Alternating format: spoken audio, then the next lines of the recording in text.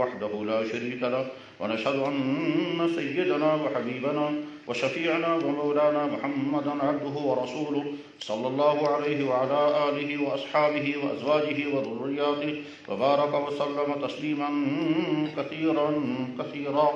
أما بعد فقد قال الله عز وجل في كتابه العظيم إن الله يأمركم أن تؤدوا الأمانات إلى أهلها وقال الله عز وجل والذين هم لأماناتهم وعهدهم راعون. وقال الله تبارك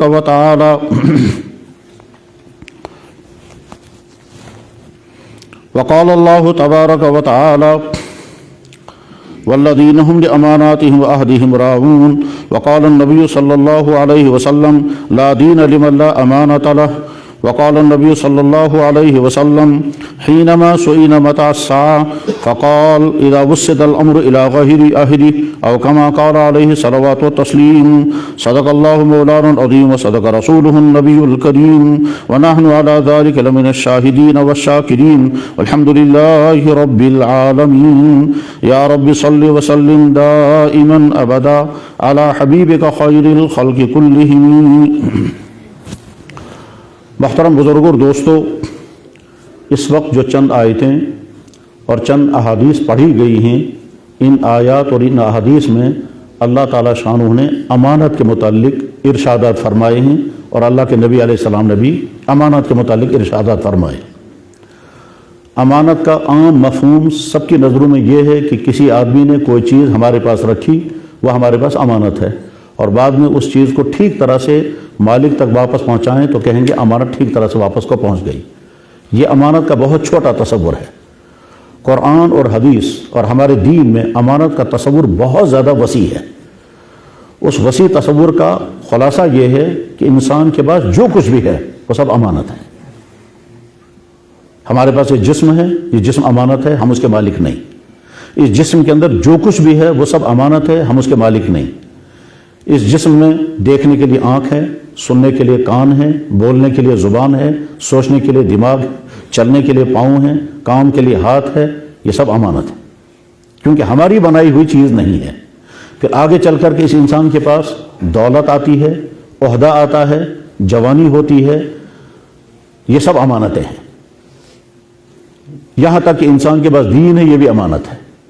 ہر چیز انسان کے پاس امانت ہے، اس وجہ سے کہ کوئی بھی چیز انسان کے پاس ایسی نہیں ہے جو اس کی خود کی پیدا کی ہوئی ہو. نہ جسم کے اندر کی کوئی چیز ہماری بنائی ہوئی ہے، نہ باہر سے ملنے والی کوئی چیز ہماری تیار کی ہوئی ہے.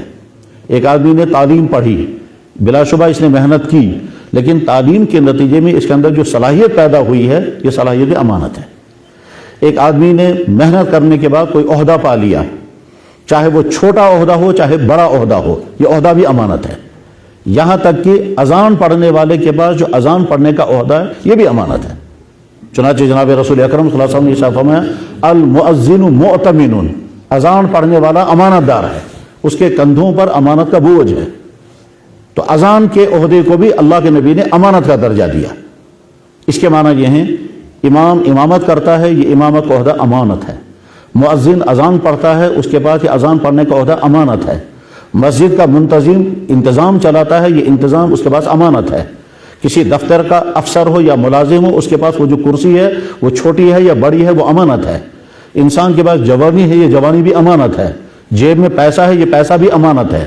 ایک آدمی کا نکاح ہو گیا، اس کی بیوی اس کے پاس امانت ہے. اللہ نے اولاد عطا فرمائی، یہ اولاد بھی امانت ہے. انسان کے پاس ماں باپ ہیں، بڑھاپے میں ہیں، یہ ماں باپ امانت ہیں. ہر چیز امانت ہی امانت ہے. جناب رسول اللہ صلی اللہ علیہ وسلم کی خدمت میں ایک شخص نے سوال کیا، اور سوال بھی اس انداز سے ہوا کہ اللہ کے نبی علیہ السلام تشریف فرما تھے اور گفتگو ہو رہی تھی. اسی بیچ میں کسی شخص نے سوال کیا، یا رسول اللہ متی الساعہ؟ تو اللہ کے نبی علیہ السلام نے جواب نہیں دیا. یہ جو میں حدیث سنا رہا ہوں یہ بخاری شریف میں ہے. اللہ کے نبی علیہ السلام نے اس سوال کو سن کر جواب نہیں دیا. کچھ صحابہ نے یہ سمجھا کہ شاید حضور نے سوال ہی نہیں سنا. کچھ صحابہ نے یہ سمجھا کہ نہیں، سوال تو سنا مگر نامناسب وقت پر سوال کیا گیا، اس لیے آپ نے توجہ نہیں دی. بہرحال آپ نے جب اپنی گفتگو مکمل فرمائی تو اس کے بعد آپ نے فرمایا این السائل، یہ بیچ میں جس نے سوال کیا تھا وہ کہاں ہے؟ تو اس نے سر اوپر کر کے کہا انا یا رسول اللہ، حضرت میں نے سوال کیا تھا. آپ نے فرمایا کیا سوال کیا تھا؟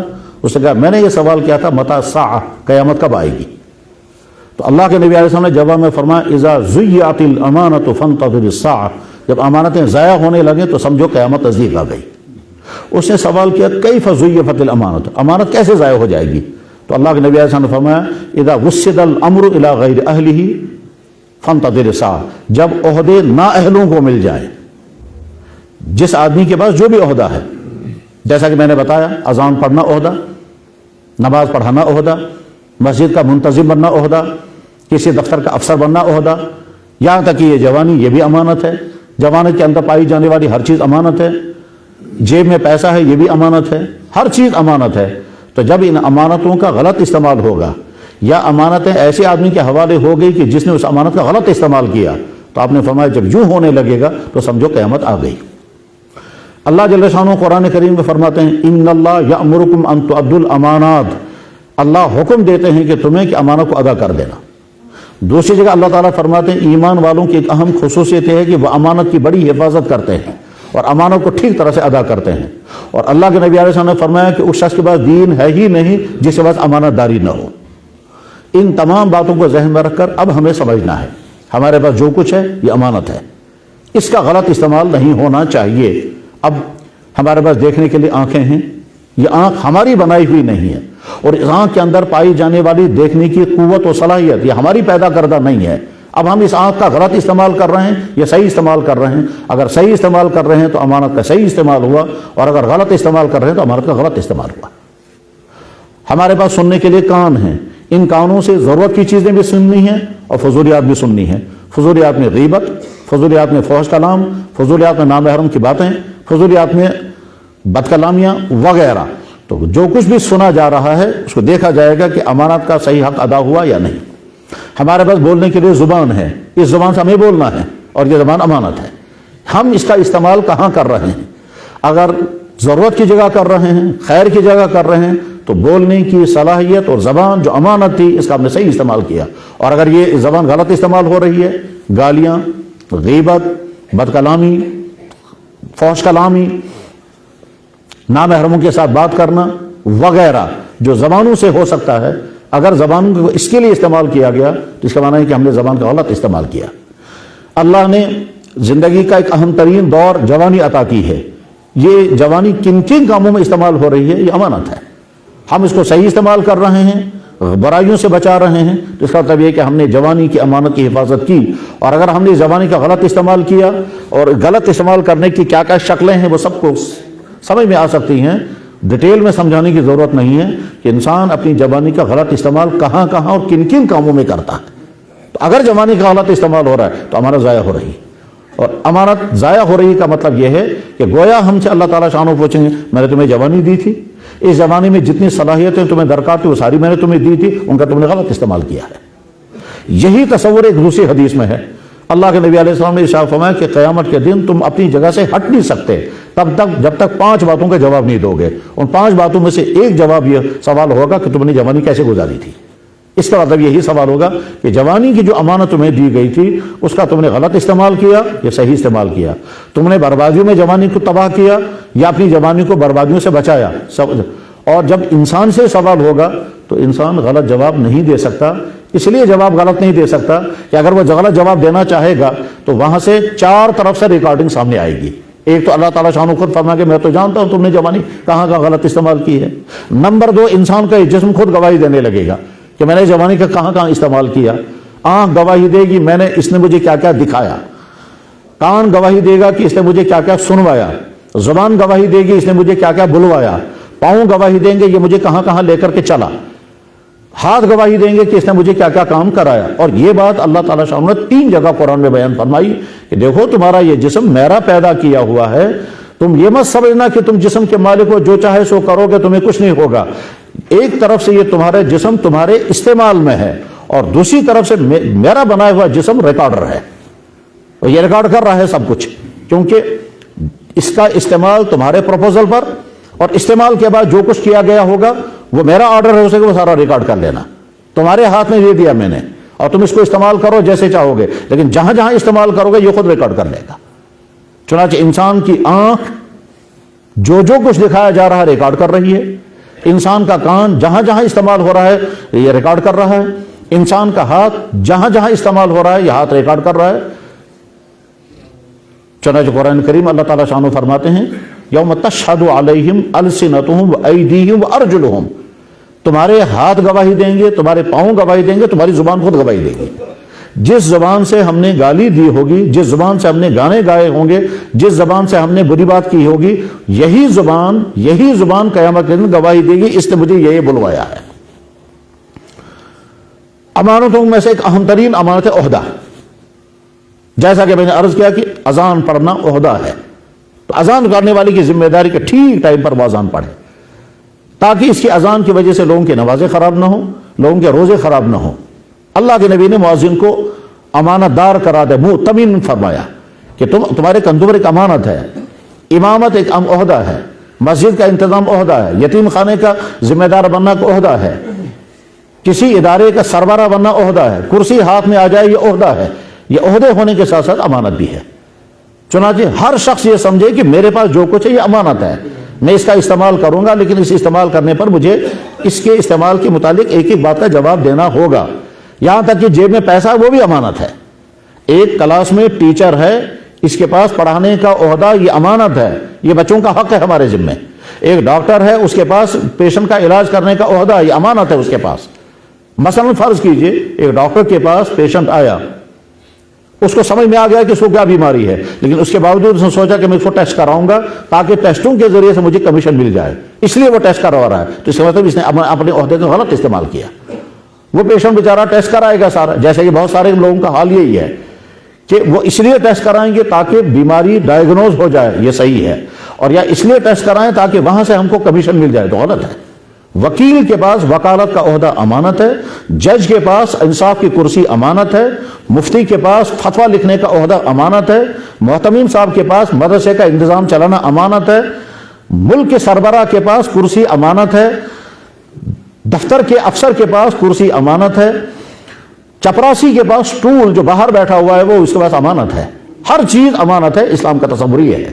اور اللہ کے نبی علیہ السلام نے فرمایا کہ جب امانتوں کا حق ادا نہیں ہوگا تو سمجھو قیامت آنے والی ہے. اب ہمارے لیے میسج اس میں یہ ہے کہ ہم ہر چیز کے استعمال کرنے سے پہلے سوچیں اگر اللہ نے یہ چیز ہمیں نہ دی ہوتی تو کیا ہوتا، تو شکر. اس کے بعد پھر اب ہم اس کو استعمال کریں گے تو غلط استعمال نہیں کریں گے. جو ہی آدمی کسی چیز کے استعمال کرنے لگے تو استعمال کرنے سے پہلے یہ سوچے کہ یہ اللہ کی دی ہوئی ہے، اگر میرے پاس یہ نہ ہوتی تو پھر کیا ہوتا. مثلا آنکھ کا استعمال کرنا ہے، پہلے سوچیں اگر آنکھ نہ ہوتی، میں نابیناؤں میں ہوتا تو میرا کیا حال بنتا. زبان استعمال کرنی ہے، زبان کے استعمال کرنے سے پہلے سوچنا ہے اگر میرے پاس بولنے کی صلاحیت نہ ہوتی، میں گونگا ہوتا تو کیا ہوتا.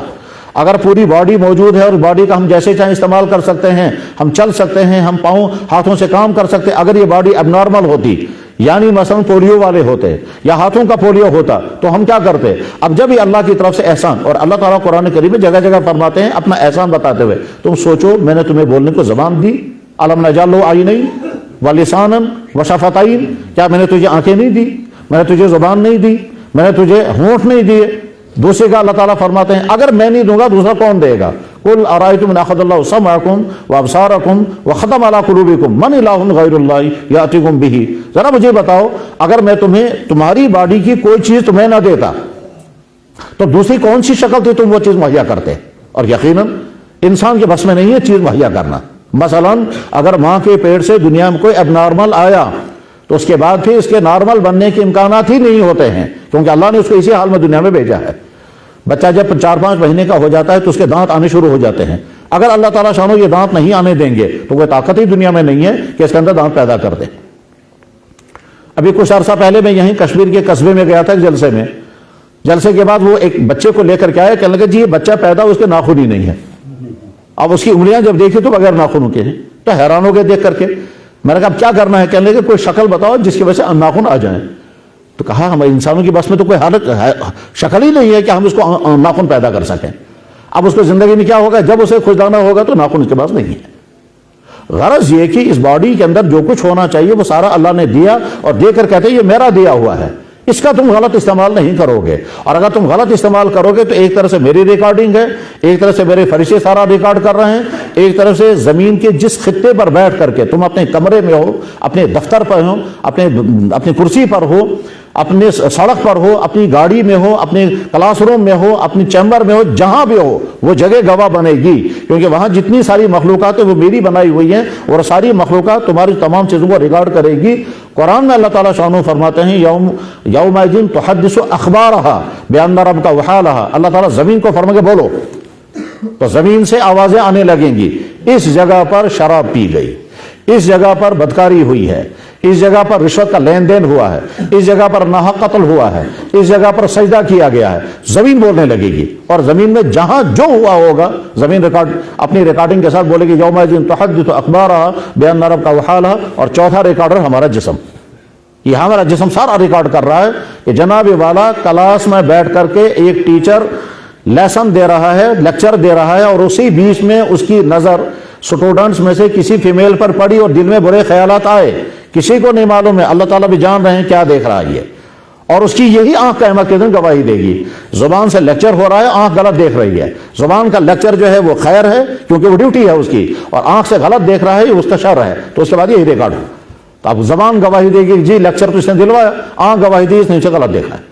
ڈاکٹر کے پاس فیمیل پیشنٹ آیا، اس نے ڈائیگنوزنگ کے دوران اس کے دل میں برے خیالات ہیں، جب اس نے پیشنٹ کو ٹچ کیا تو وہ ٹچ کر رہا ہے برے انٹینشن کے ساتھ، یہ جو ٹچنگ ہو رہی ہے ظاہر تو لگ رہا ہے کہ وہ ڈائیگنوز کر رہا ہے، لیکن اندر سے اس کے برے خیالات ہیں، تو یہی جسم گواہی دے گا۔ ایک آدمی عہدے پر بیٹھا ہوا ہے، وہ ہاتھ میں قلم ہے، اس قلم سے وہ کیا لکھ رہا ہے یہ قلم قیامت کے دن گواہی دے گا، ہر چیز امانت۔ تو اللہ تعالیٰ شانہ قرآن کریم میں بھی فرماتے ہیں کہ تم سچے مومن تب ہو جب امانت کا صحیح استعمال کرو گے، اور جو کچھ تمہارے پاس ہے میری دی ہوئی چیز ہے، تمہاری اپنی نہیں ہے۔ ان میں سب سے اہم ترین ہماری یہ جوانی، اس جوانی میں طرح طرح کے ولولے ہوتے ہیں، طرح طرح کے خواب ہوتے ہیں، طرح طرح کی خواہشیں ہوتی ہیں، اور بگڑنے کے سارے امکانات ہوتے ہیں۔ اس کے بعد اگر انسان نے اپنی جوانی کو برائیوں سے بچایا تو گویا اس نے اس امانت کو غلط استعمال کرنے سے اپنے آپ کو بچا لیا۔ جیسا کہ میں حدیث عرض کر رہا تھا، حدیث کی میں تکمیل کرتا ہوں، اللہ کے نبی علیہ السلام نے ارشاد فرمایا لن تزول قدم ابن آدم کے قدم اپنی گھر سے نہیں ہٹ سکتے حتیٰ یسأل عن خمس، یہاں تک کہ 5 باتوں کے بارے میں سوال ہوگا۔ اس میں جوانی کہاں گزاری تھی، ٹائم کہاں گزارا ہے، وقت کہاں گزارا تھا، تو ٹائم ہمارے پاس امانت ہے، اس کو ہم برباد بھی کر سکتے ہیں اور صحیح استعمال بھی کر سکتے ہیں۔ ایک لڑکے نے رات بھر فیس بک اور یوٹیوب چینلوں میں چکر کاٹے، ٹھیک، گویا یہ سارا وقت اس نے اگر برباد کیا ہے تو اس وقت کا حساب دینا ہوگا۔ جیب میں پیسہ ہے، اگر یہ غلط جگہ استعمال ہوا تو تیسری چیز جو اللہ کے نبی علیہ السلام نے فرمائی، یہ پوچھا جائے گا پیسہ کیسے کمایا تھا، جو تمہارے پاس کمانے کا سورس تھا، چاہے وہ بزنس، چاہے وہ ملازمت، چاہے وہ مزدوری، چاہے وہ انڈسٹری، تم چیز بنا کر بیچتے تھے تو کیا بنا کر بیچتے تھے، تم جو کہتے تھے وہی تھی یا کچھ اور تھا، وہ تم ملاوٹ تو نہیں کرتے تھے، تم غلط چیز تو نہیں بیچتے تھے، اس کا جواب تمہیں، تمہارے پاس بزنس ہے، یہ بزنس تمہارے پاس امانت ہے، تو تم نے پیسہ کیسے کمایا اس کا حساب دینا ہوگا۔ اور اس کے بعد جو پیسہ تمہارے پاس آیا یہ امانت ہے، یہ کہاں کہاں تم نے خرچ کیا، ضرورت کی جگہ پر خرچ کیا، فضولیات میں خرچ کیا، یا گناہوں کی جگہ پر خرچ کیا۔ ضرورت پر خرچ کیا تو بہت اچھا، یہ تمہاری ضرورت ہے، تم نے ضرورت کی جگہ پر خرچ کیا اور اسی لیے تھا یہ پیسہ۔ اور اگر فضولیات میں خرچ کیا تو اس کا بھی حساب ہوگا، اور اگر گناہوں کے کاموں میں خرچ کیا تو اس کا بھی حساب ہوگا۔ مال کے بارے میں سوال ہوگا کمایا کیسے، اور مال کے بارے میں سوال ہوگا خرچ کہاں کیا۔ اور آخری چیز، انسان کے پاس جو معلومات ہیں یہ بھی امانت ہے۔ ہمارے پاس معلومات ہیں کہ نماز مسلمان پر فرض ہے، تو اب یہ جو ہم کو معلوم ہے، یہ نہ سننے کی ضرورت ہے نہ پوچھنے کی ضرورت ہے، تو اس کا حساب دینا ہوگا، جتنا تمہیں معلوم تھا اس پر تم نے عمل کیا یا نہیں۔ گھر کا بڑا، اس کے پاس پراپرٹی ہے، یہ امانت ہے، آگے اس کی اولادیں ہوں گی، اگر یہ اپنی زندگی میں پراپرٹی تقسیم کر رہا ہے تو امانت ہے، اس کو ٹھیک انصاف کے ساتھ تقسیم کرنا ہے، نہ کسی کو کم دینا ہے نہ کسی کو زیادہ، نہ کسی حل کا حق تلفی کرنی ہے۔ غرض یہ کہ اسلام کی نظر میں انسان کے پاس جو کچھ ہے وہ سارا امانت ہی امانت ہے، کیونکہ اپنی بنائی ہوئی کوئی چیز نہیں ہے۔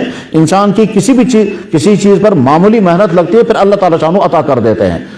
بچے نے بڑی محنت سے پڑھا، ڈگری کر لی، ڈگری کرنے کے بعد چونکہ اب وہ ڈگری والا ہے لہذا اس کو عہدہ دیا گیا، یہ جو عہدہ دیا گیا ادھر سے اس کے پاس تعلیم ہے، ادھر سے عہدہ آیا، یہ دونوں چیزیں امانت ہیں۔ تم نے جناب والا انسان کے ہاتھ میں قلم ہے، یہ قلم بھی امانت ہے، اس قلم سے ہم صحیح لکھ رہے ہیں یا غلط لکھ رہے ہیں، ہم چیزوں پر غلط سائن کر رہے ہیں یا ہم بلیں صحیح بنا رہے ہیں۔ ہم بلیں صحیح بنا رہے ہیں تو یہ امانت کا صحیح استعمال ہوا، اور بلیں غلط بنا رہے ہیں تو امانت کا غلط استعمال ہوا۔ ہم جس چیز پر سائن کر رہے ہیں یہ امانت ہے، ہم صحیح چیز پر سائن کر رہے ہیں یا غلط چیز پر۔ اس کے معنی یہ ہیں کہ ہر آدمی امانت کے ساتھ زندگی گزار رہا ہے، اب امانت کا صحیح استعمال کرے گا، یعنی چھوٹے سے چھوٹا آدمی بھی اور بڑے سے بڑا آدمی بھی۔ اللہ تعالیٰ شان یہی ارشاد فرما رہے ہیں، اللہ تمہیں حکم دیتا ہے امانت کو ادا کرنا۔ اللہ کے نبی نے فرمایا کہ تم میں سب تب تم صحیح مومن ہو جب تمہارے پاس امانت داری ہوگی، اور امانت داری کا مفہوم اتنا وسیع ترین مفہوم ہے۔ اور اللہ کے نبی نے فرمایا کہ قیامت کی علامتوں میں سے ایک علامت یہ ہے کہ عہدے نااہلوں کے ہاتھ میں ہوں گے، اور وہ عہدوں کا غلط استعمال کریں گے، جوانی کا غلط استعمال کریں گے، پیسے کا غلط استعمال کریں گے، دکانوں کا غلط استعمال کریں گے، اپنے پاور کا غلط استعمال کریں گے۔ تو اپنے پاور کا غلط استعمال، اپنی کرسی کا غلط استعمال، اپنے پیسے کا غلط استعمال، اپنے عہدے کا غلط استعمال، اپنے قلم کا غلط استعمال، اپنی مفتی کے پاس فتویٰ لکھنے کا عہدہ ہے، یہ امانت ہے کہ لوگوں کو صحیح مسائل بتائے گا یا دین میں تحریف کرے گا یا غلط مسائل بتائے گا یا غلط فتوے لکھے گا۔ ہر آدمی امانت کے ساتھ زندگی گزار رہا ہے۔ یتیم خانہ والا یتیم خانہ چلا رہا ہے، اس کے بعد لوگوں کی طرف سے پیسے آ رہے ہیں، وہ یتیموں کو کھلانا ہے، امانت دیں کہ یہ آنے والا پیسہ وہ کہاں استعمال کر رہا ہے، اپنی ذات پر، اپنے عیش پر، یا کس کس چیز پر خرچ کر رہا ہے، یہ امانت ہے۔ حضرت فاروق اعظم رضی اللہ تعالیٰ عنہ رات کو بیٹھ کے حساب لکھ رہے تھے فوجوں کی تنخواہوں کا۔ اتنے میں باہر سے ایک آدمی نے آواز دی، تو حضرت عمر بن خطاب رضی اللہ عنہ کو تھوڑی ناگواری ہو گئی کہ رات کے وقت میں ضروری کام میں تھا، اس وقت کون آ گیا؟ پھر سوچا کہ ہو سکتا ہے کوئی ضرورت مند ہوگا، تو اٹھ گئے اور دروازہ کھولا۔ تو جب دروازہ کھولا تو دیکھے وہ حضرت علی مرتضیٰ رضی اللہ تعالیٰ عنہ تھے۔ حضرت علی رضی اللہ تعالیٰ عنہ کی عظیم الشان شخصیت ہے کہ ایک طرف سے وہ اللہ کے نبی کے چچیرے بھائی، اللہ کے نبی کے داماد، حضرت فاطمہ الزہرا کے شوہر، حضرت حسن حسین کے صاحبزادے، یہ والد، اور اللہ کے نبی علیہ السلام نے بے شمار فضائل حضرت علی کے، اور ساتھ میں حضرت علی رضی اللہ عنہ حضرت عمر کے خسر بھی ہیں۔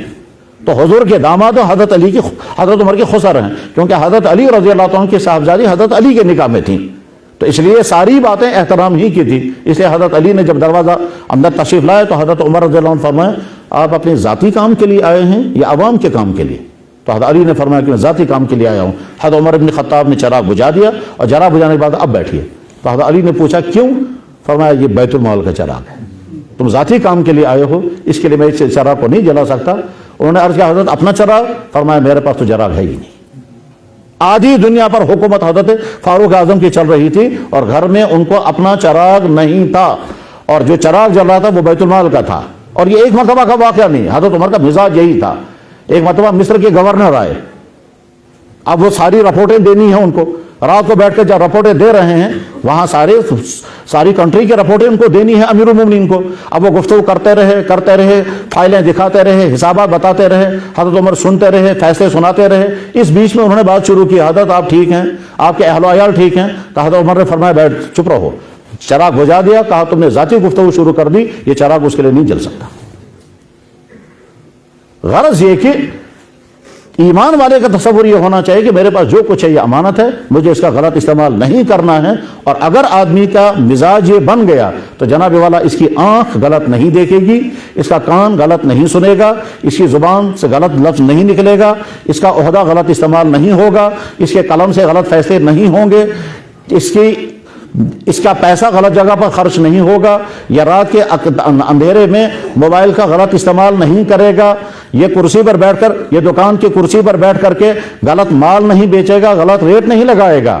یہ جہاں ہوگا وہاں امانت داری کے ساتھ رہے گا کہ میں وہ کام نہیں کروں گا جس کے نتیجے میں خائن قرار پاؤں گا اور مجھے کہا جائے گا کہ تم نے ان امانتوں کا غلط استعمال کیا۔